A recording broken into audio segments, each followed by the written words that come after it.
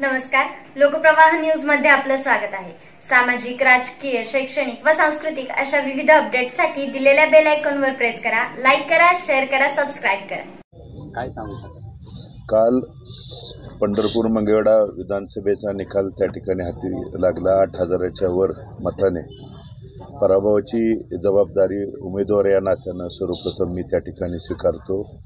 ही निवडणूक इथल्या लोकशाहीच्या विरोधात, त्या ठिकाणी हुकुमशाहीच्या विरोधात होती, धनशक्तीच्या विरोधात जनशक्तीची ती त्या ठिकाणी निवडणूक होती। पण कालच्या निकालातून जनशक्तीला हरवून धनशक्ती आणि लोकशाहीला हरवून हुकुमशाही त्या ठिकाणी जिंकलं, असे सर्वसामान्यांची भावना आणि भूमिका रात्री हजारो लोकांचा त्या ठिकाणी तिथला त्या दरम्यानची उपस्थिती असेल त्यांची भावना त्या दरम्यान व्यक्त होत होती। पण झालेला निकाल आणि त्याचा पराभवाची जबाबदारी उमेदवार या नात्यानं मी त्या ठिकाणी स्वीकारतो। कारण माझी प्रमुख लढाई या चुकीच्या सरकार आणि चुकीचा लोकप्रतिनिधी खाली खेचण्यासाठी होती। त्याचबरोबर मला अडवणूक आणि अडचणीत आणण्यासाठी महाविकास आघाडीच्याच काही पक्षांच्याकडून पायात पाय घालण्याचा प्रकार त्या ठिकाणी झाला होता। पण मी याच्यावर कधी भाष्य त्या ठिकाणी केलेलं नव्हतं। या उलट त्यांनी मदत करावी हीच विनंती प्रचाराच्या शुभारंभापासून ते अंतिम जो प्रचाराचा छत्रपती शिवाजी महाराजांच्या चौकामध्ये अंतिम शेवटची सभेपर्यंत देखील माझी त्यांना विनंती होती। परंतु ठीक आहे, ते त्यांच्या पद्धतीनं निवडणुकीला सामोरं गेले। पण इथल्या तमाम मायबाप जनतेने जवळजवळ 1,16,833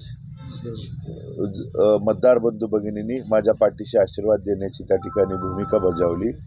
आणि काही लोक त्या ठिकाणी हवेत आणि ढगात गोळ्या मारत होते की भालके संपलेत, भालक्यांच्या पाठीमागं त्या ठिकाणी जनभावना राहिली नाही।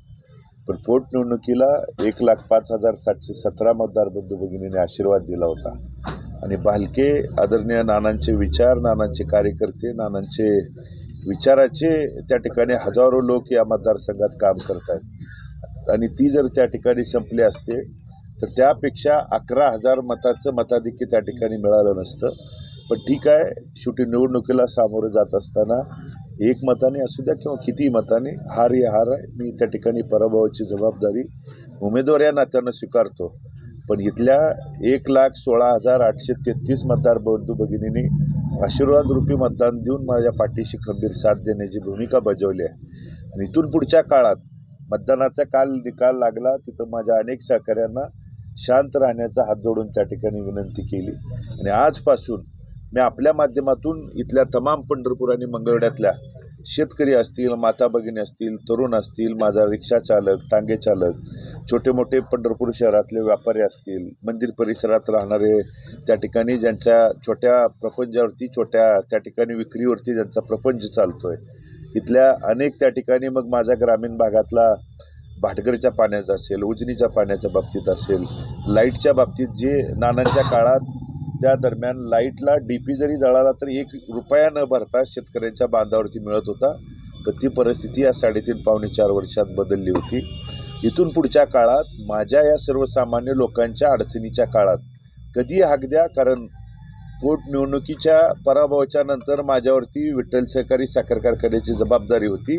आणि ती जबाबदारी पार पाडत असताना मी 2-3 महिन्याचा कालावधी माझ्या लोकांच्या पासून, माझ्या मायबाप जनतेपासून लांब गेलो होतो।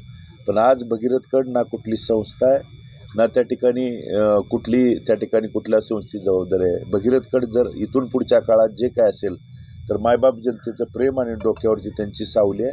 त्यामुळं आजपासून इथल्या सर्वसामान्यांच्या सुखदुःखामध्ये मग माझ्या रिक्षा चालकांच्यावरती RTO ऑफिस असेल किंवा पोलीस प्रशासनाकडून अन्याय अत्याचार झाला, टांगे चालक असतील, कुणाच्यावरही अन्याय अत्याचार होऊ द्या, माझं पंढरपूरमधलं आणि मंगळवेढ्यामधलं 24 तास ऑफिस त्या ठिकाणी सुरू आहे, माझी यंत्रणा त्या ठिकाणी सुरू आहे। कधी तुमच्या पोशी अडचणी येऊ द्या, मी माझ्या परीनं तुमच्या सुखदुःखाच्या अडचणीच्या काळात तुमच्या सोबत राहून खांद्याला खांदा लावून त्या ठिकाणी काम करेन। माझ्या भाटघरच्या, माझ्या उजनीच्या पाण्याच्या बाबतीत असेल, आणि चिंता करायचं अजिबात त्या ठिकाणी अडचण नाही। कारण आज कुणी वेगवेगळी संभ्रमावस्था, दिशाभूल जरी पसरवत असेल तर आपलं लढणंही रक्तात आहे। माझ्या वडिलांनी स्वाभिमानानं लढवणं आणि ताटमानेनं जगायला त्या ठिकाणी शिकवलेलं आहे। आणि तीच स्वाभिमानाची लढाई इथून पुढच्या काळात देखील मी लढण्यासाठी समर्थ आहे. पाहत रहा नवनवीन अपडेटसाठी लोकप्रवाह न्यूज. हाक तुमची साथ आमची.